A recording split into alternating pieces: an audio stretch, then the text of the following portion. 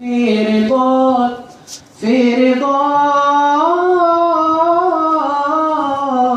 ولا أطيق سخطا على عيش من الرغد.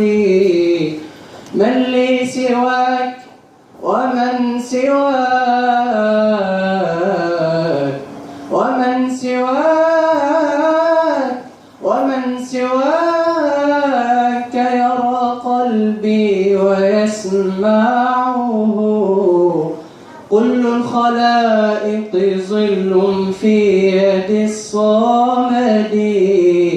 أدعوك يا ربي فاغفر زلتي كرما، واجعل شفيع دعائي حسن معتقدي. وانظر لحالي في خوف وفي طمع. هل يرحم العبد بعد الله